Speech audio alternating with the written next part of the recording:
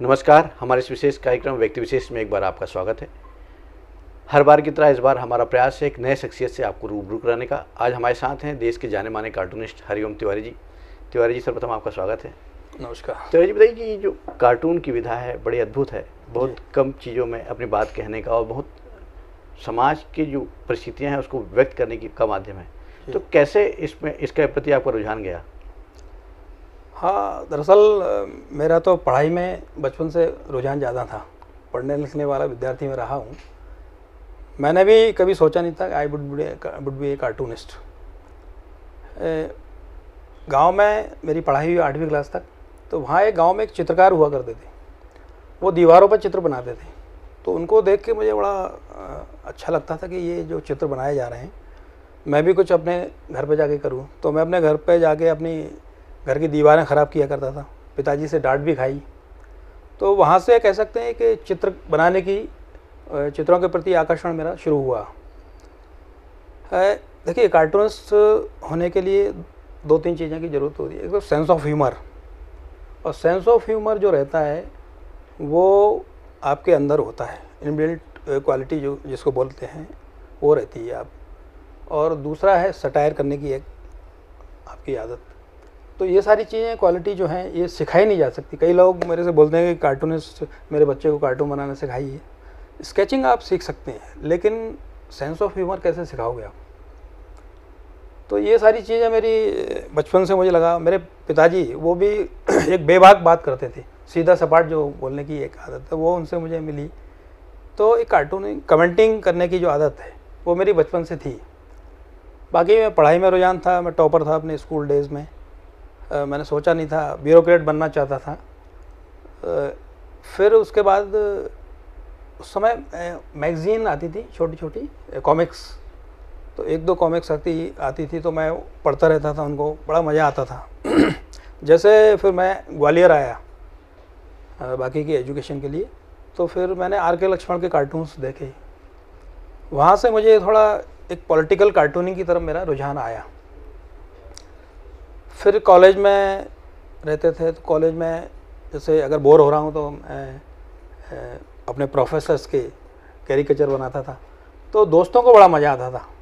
तो मुझे लगा कि ये कोई बड़ी मज़ेदार चीज़ है जिससे मतलब दूसरे लोगों को खुशी मिल रही है। तो धीरे धीरे कैरिकेचर बनाना शुरू हुए। फिर ग्वालियर में साइंस सेंटर है, वो एक कार्टून कंपटीशन करवाते हैं वो लोग। तो उसमें मैंने पार्टिसिपेट किया। उसमें मुझे 3rd प्राइज़ मिला, लेकिन मेरे दोस्त काफ़ी आए, तालियां सबसे ज़्यादा बजी।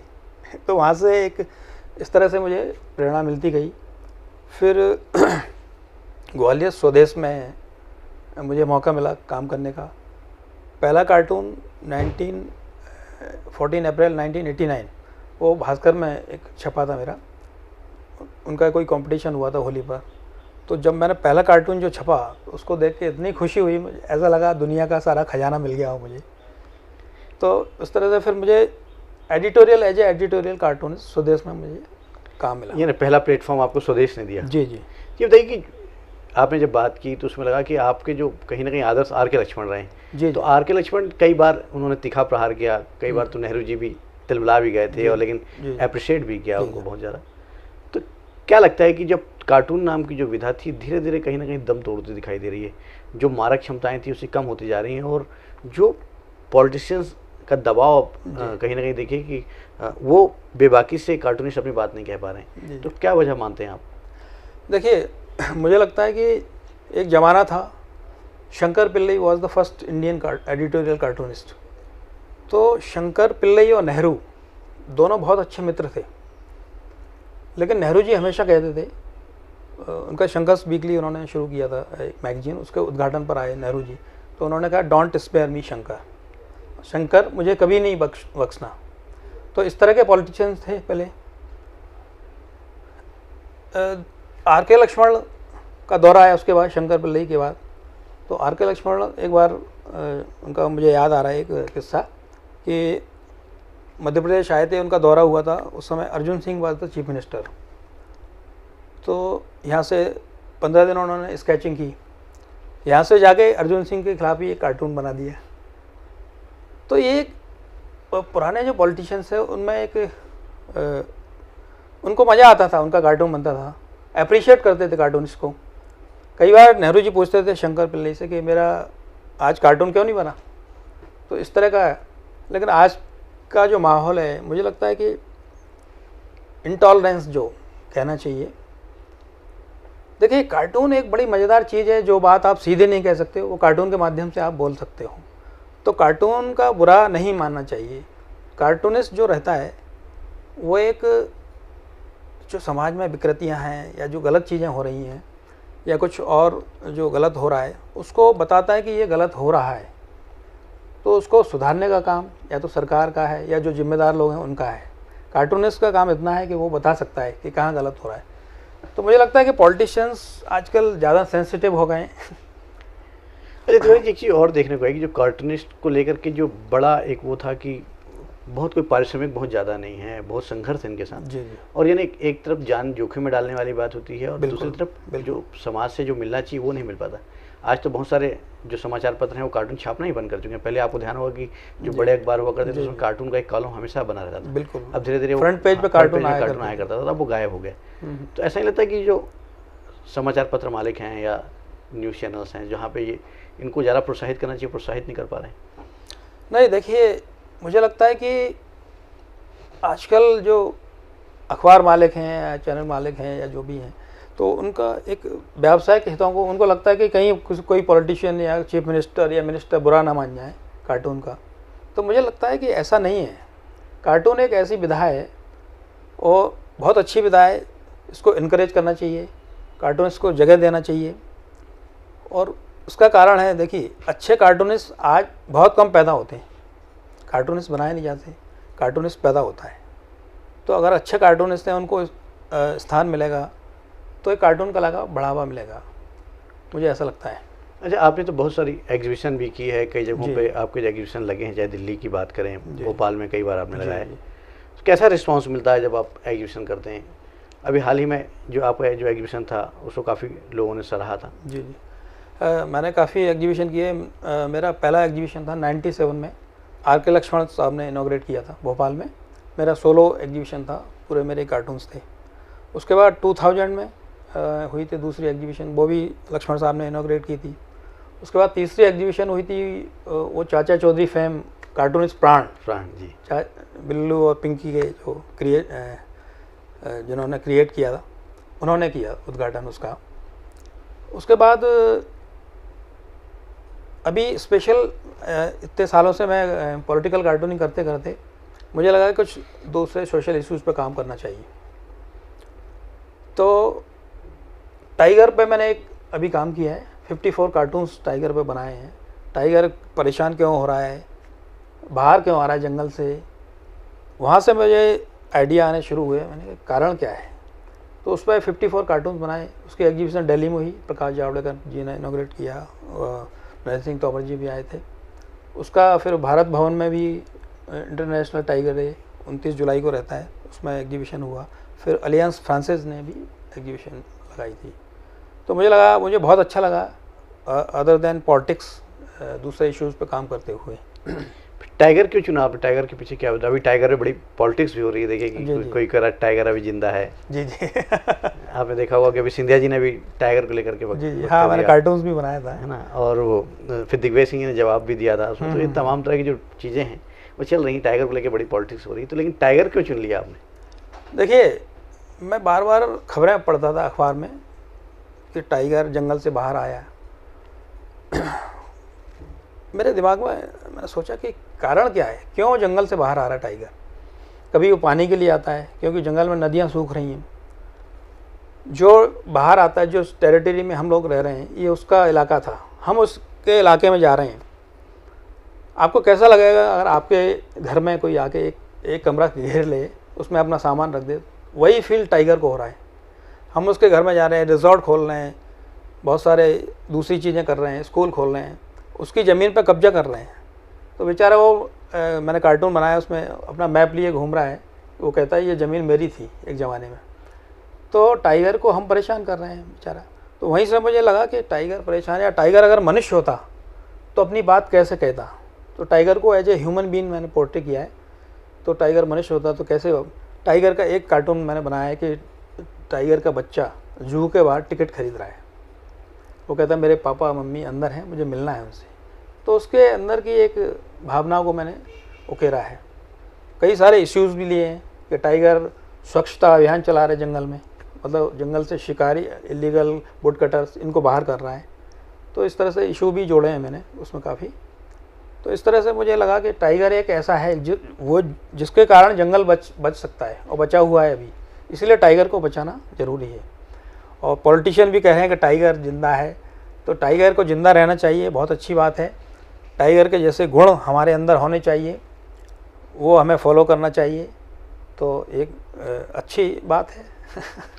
हरिओम जी से चर्चा का दौर जारी रहेगा। अभी हाल ही में एक जो किताब आई है वो काफ़ी चर्चित है, वो भी टाइगर को समर्पित उन्होंने किया है, उस पर हम चर्चा करेंगे। वक्त है छोटे से ब्रेक का, ब्रेक के बाद फिर हम आप हाजिर होंगे।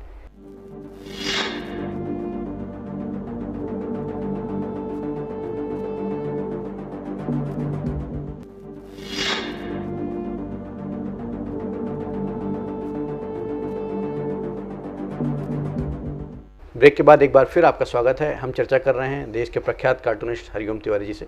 तिवारी जी, आपकी अभी किताब आई है टाइगर स्पीक, जो हम ब्रेक के पहले चर्चा कर रहे थे जी। पूर्व मुख्यमंत्री कमलनाथ ने उसका विमोचन भी किया था। जी। तो किस विषय को लेकर के आपने किया और क्या बताना चाहा उस किताब में आपने? देखिए, जैसा कि मैंने अभी बताया है कि ये किताब टाइगर के ऊपर मैंने कार्टून्स बनाए 54। मंजुल पब्लिकेशन ने पब्लिश की है किताब। टाइगर को एज ए ह्यूमन बीइंग मैंने पोर्ट्रे किया है इसमें। तो ये देश में एक पहला किसी कार्टूनिस्ट ने काम किया है। चूँकि पॉलिटिकल कार्टूनिंग करते करते मैं एग्जॉस्ट हो गया था, तो मुझे लगा कुछ सोशल इशूज़ पर काम करना चाहिए। तो टाइगर मुझे बहुत ही एक अच्छा विषय लगा, लेकिन मैंने कभी सोचा नहीं था कि टाइगर पे इतने सारे कार्टून्स बन जाएंगे। 54 कार्टून्स बने। पहला आइडिया मुझे आया कि tiger family looking for a house, to let का बोर्ड लगा हुआ है और टाइगर का परिवार घूम रहा है और वो कहता है हमें 1-2 कमरे का मकान चाहिए, क्योंकि उसके जंगल को हमने डिस्टर्ब किया हुआ है। तो वहाँ से एक शुरुआत हुई, फिर आइडिया आते गए। फिर मैंने सोचा कि टाइगर मनुष्य होता तो अपनी बात कैसे कहता। तो वो जाता है कि एक टाइगर कॉन्फ्रेंस चल रही है टाइगर कंजर्वेशन में, तो वो कहता है देखिए मुझे एंट्री दीजिए आप, असली बात मैं अपने बारे में खुद बता पाऊँगा। तो इस तरह से बहुत सारे आइडिया आए। एक मैंने कार्टून बनाया, उसमें टाइगर ढाबे पर बैठा हुआ है, वो कह रहा है भैया मुझे एक वेज थाली दे दो। अब मैं, क्योंकि जंगल में जानवर बचे नहीं है, तो वेजिटेरियन हो गया हूँ मैं। तो इस तरह का इमेजिनेशन भी है। एक शायर मुशायरा चल रहा है, वहाँ पहुँच गया टाइगर। वो कह रहा है कि भाई शेर सुना सुना के मेरे नाम पे आप लोगों ने बहुत पैसा कमाया, मुझे भी कुछ रॉयल्टी मिलना चाहिए। तो इस तरह ह्यूमर कार्टून भी, टोटल ह्यूमर वाले कार्टून भी हैं और मैसेज भी दिए मैंने कई। जैसे जंगल में नदियों का जो कंटामिनेशन हो रहा है, संक्रमण हो रहा है, तो उसमें टाइग्रेस कहती है अपने बच्चों से कि बेटा ये बिस्लरी का पानी पियो, नदी का पानी ठीक नहीं है। तो इस तरह से इशूज़ पर भी बात की है मैंने। साफ़ सफाई अभियान पर लेकर जंगल का स्वच्छता अभियान चल रहा है, तो जंगल में टाइगर क्या साफ़ करना चाहेगा? टाइगर वुड कटर को बाहर करेगा, इलीगल हंटिंग हो रही है उनको बाहर करेगा। तो इस तरह के इशू लिए मैंने। एक और देखा हमने, एक जो कार्टून आपने बनाया है और उसमें लिखा है कि इतिहास के पन्नों में सिमट के रह जाएंगे टाइगर। जी जी जी, हाँ ये अच्छा याद आया मुझे। प्रकाश जावड़ेकर जी आए थे, उन्होंने कहा था कि ये कार्टून मुझे अच्छा नहीं लगा। उनका कहने का अर्थ ये था कि ये ऐसी स्थिति नहीं आएगी, लेकिन एक कार्टूनिस्ट होता है वो भविष्य की चिंता करता है, आगाह करता है। तो मेरी चिंता ये थी कि जैसे डायनासोर ख़त्म हो गए, उसका स्केलेटन हम लोग देखते हैं म्यूज़ियम में, तो म्यूज़ियम में मैंने टाइगर का वो दिखाया है स्केलेटन। तो मुझे कि मतलब फ्यूचर में ये हो सकता है अगर हम सही समय पर नहीं चेते। इसलिए हमें जंगलों को बचाना होगा, जंगलों का एरिया बढ़ाना होगा, तभी टाइगर भी बचेगा, और टाइगर बचेगा तो जंगल बचेंगे। हरिओम जी, देखिए जो टाइगर संरक्षण को लेकर के, बाघ संरक्षण को लेकर के पूरे देश में बड़ा अभियान चलाया जाता है, लेकिन शिकारी आज भी हो रहे हैं। शिकार पे बैन होने के बाद भी आज लगातार हम देखते हैं कि आए दिन जो समाचार मिलते हैं कि जंगली जानवरों के मांस के साथ, तो कहीं उनके शव को लेकर के कभी हाथी के दांत देखने को मिलते हैं। तो ये तमाम तरह की जो चीज़ें चल रही हैं, किस ढंग से देखते हैं इसको आप? क्या अभी भी शिकार, अवैध रूप से शिकार हो रहा है? बिल्कुल हो रहा है। हालांकि देखिए अभी टाइगर स्टेट का दर्जा हम लोगों को मिला है, 526 टाइगर हमारे मध्य प्रदेश में हैं। टोटल अपने देश में शायद 3000 करीबन टाइगर हैं। तो मेरा कहना है कि टाइगर हैं, संख्या को लेकर मत जाइए आप। जंगलों का क्षेत्र हमें बढ़ाना पड़ेगा और जंगल जो बचे हैं उनको बचाना पड़ेगा। और इलीगल ये जो चीज़ें हो रही हैं, हंटिंग हो रही है, ये सारी चीज़ों को तो बहुत ही सख्ती से रोकना पड़ेगा हमें। और जब तक इनको नहीं रोकेंगे आप, तब तक आप पर्यावरण को, सीधा संबंध पर्यावरण से है, तो पर्यावरण को अगर ठीक रखना है आपको तो ये सब सख्ती से करना पड़ेगा। अच्छा, ये जो आप कार्टून इतना बना रहे हैं लंबा समय, आपने बताया कि 89 से आपने शुरू किया था और 97 में एग्जीबिशन लगी आपकी, तो ये बताइए कि जो आपने बहुत कई चुभने वाले भी कार्टून बनाए होंगे, तो कभी क्या धमकी वगैरह मिली आपको? नहीं। हाँ, धमकी तो कहना चाहिए, कई लोग बुरा मान जाते हैं और कई बार फ़ोन कॉल्स आते हैं मेरे पास इस तरह के। जैसे आर के लक्ष्मण साहब को तो एक बार एक वो पोस्टल बॉम्ब भेज दिया था किसी ने ये हालत हुई थी। तो इस तरह के लोग भी हैं। तो कई बार मेरे को फ़ोन कॉल्स आते हैं धमकी भरे, बहुत सारे ऐसे वाक़या हैं। एक बार सिंपल सा बता रहा हूँ मैं। एक बार मैं बैठा हुआ था, खाना खा रहा था, वेटर का मेरा फेस मुझे बड़ा अट्रैक्टिव लगा, तो मैंने उसका कैरिकेचर बनाया मुझे लगा खुश होगा क्योंकि उसके बड़े बड़े से दांत थे और करली हेयर्स तो मैंने बना के दिया नैपकिन पे वहीं बैठ के, तो उसको दिखाया तो फिर उसके बाद वो खाना परसने आया नहीं वापस तो इस तरह की चीज़ें भी हो जाती हैं। तो ये बताइए कि जो इतना आप कार्टून बनाते हैं, तो एक कार्टूनिस्ट को समाज में क्या लगता है कि अलग से कोई सम्मान मिल रहा है?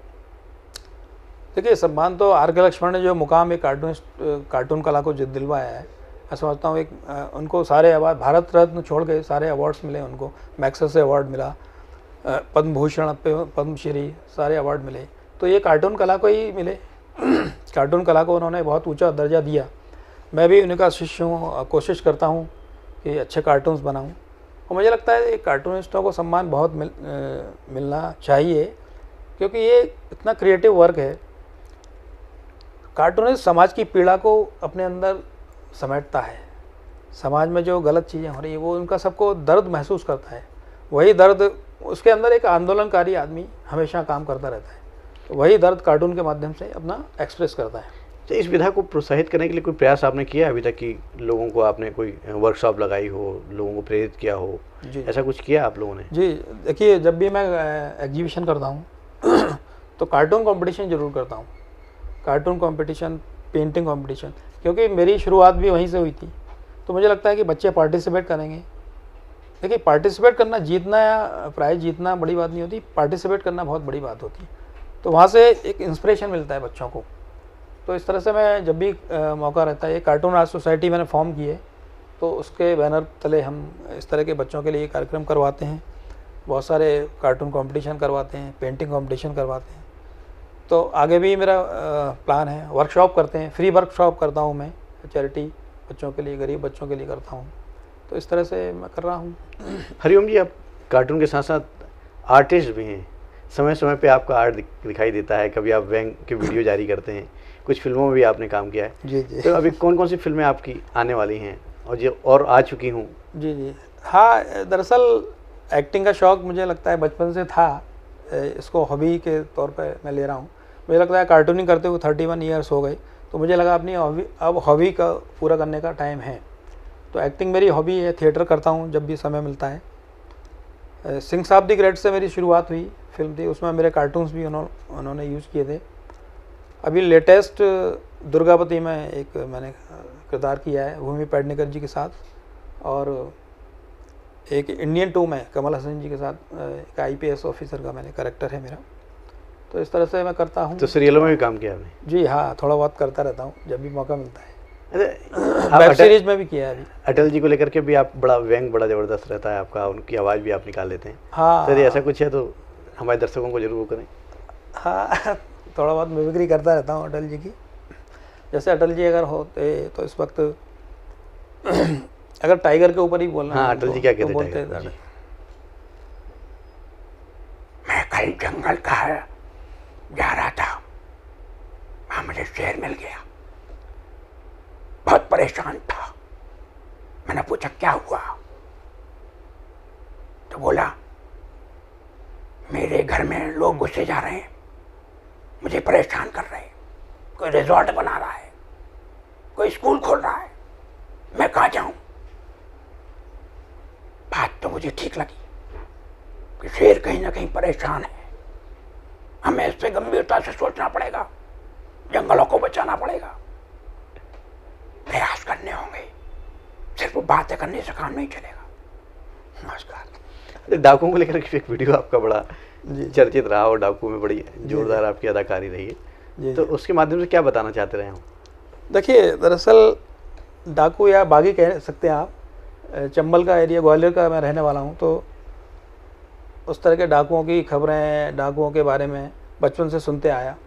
तो मुझे डाकुओं का करेक्टर, डाकू एक बागी जो करेक्टर होता है वो क्या है, बहुत एकदम सीधी बात करता है। तो अभी मैंने जो एक वीडियो बनाया था वो चाइना के ऊपर, तो चाइना को वो धमकी दे रहा है कि चाइना को मतलब आसान नहीं है हमारी ज़मीन में इस तरह से घुसना।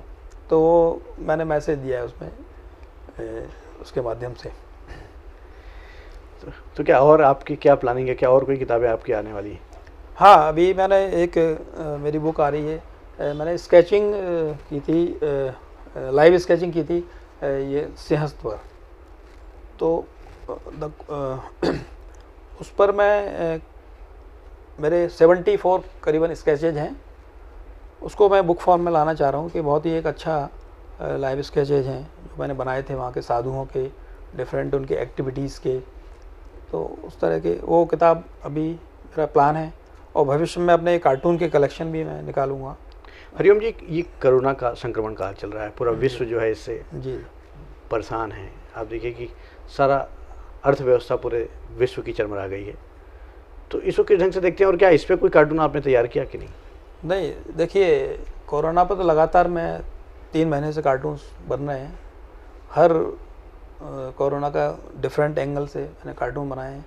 एक कार्टून और कई बहुत सारे कार्टून्स अभी वायरल हुए मेरे, जिसमें एक कार्टून था कि मज़दूर बेचारा जो आया हुआ है, मज़दूर की लाश आई है उसके बेटे की, तो लाश बोल रही है, माँ मैं तेरे लिए पैसा कमाने गया था लेकिन मैं इतना ही कमा पाया, मतलब तेरे लिए यही ला पाया।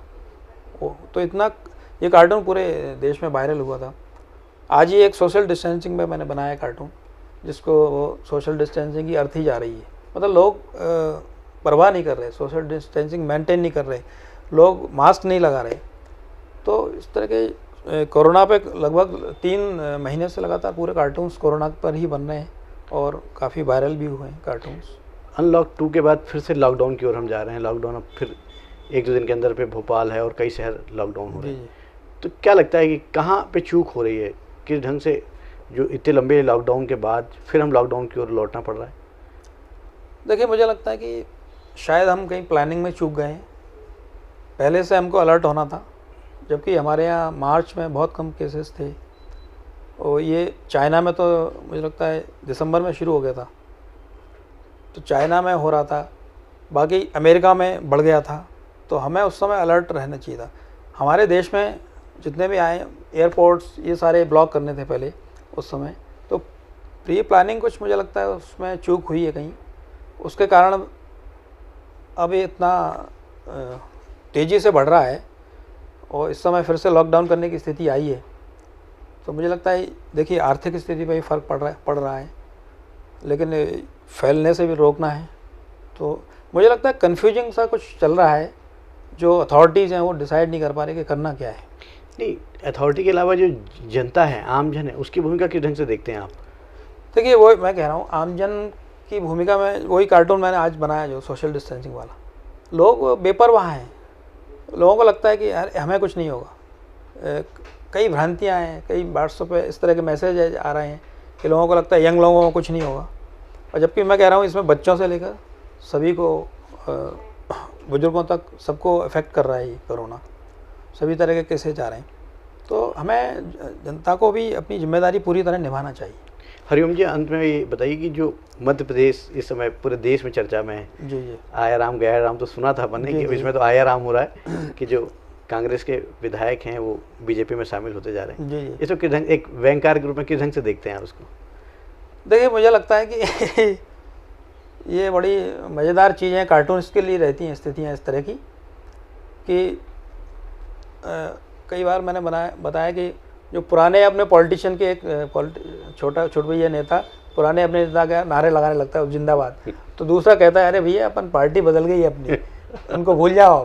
तो इस तरह की कई कॉमिक सिचुएशंस क्रिएट होती हैं ऐसी स्थिति में, और बड़ी मज़ेदार चीज़ें रहती हैं पॉलिटिक्स में इस तरह से, क्योंकि दूसरी पार्टी में आप बरसों तक रहे और अब दूसरी ज्वाइन की है, तो उसकी चीज़ें आपको अडॉप्ट करने में समय तो लगता ही है। हरिओम जी, देखिए जो आपने कार्टून कैरेक्टर की बात की, प्राण की बात की, प्राण का जो जलजला था उस ज़माने में, बच्चे बिल्लू को, पिंकी को, चाचा चौधरी को, शंभू को, साबू को, ये सब पढ़ना चाहते थे। तो क्या आज क्या वजह दिखती है कि आज बच्चे उनकी जगह पे आज मोबाइल लिए बैठे हुए हैं?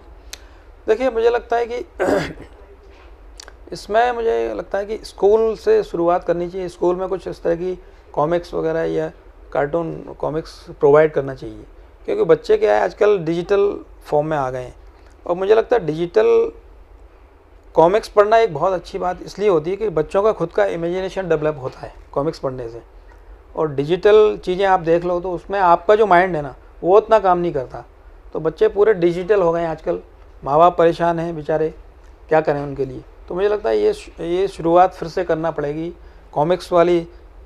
मुझे याद है बचपन में हमें कॉमिक्स मिल जाती थी गर्मियों की छुट्टियों में, तो इतना आनंद आ जाता था, पिंकी बिल्लू की कॉमिक्स, चाचा चौधरी की, तो मुझे लगता है आपने भी पढ़ी होंगी बचपन में।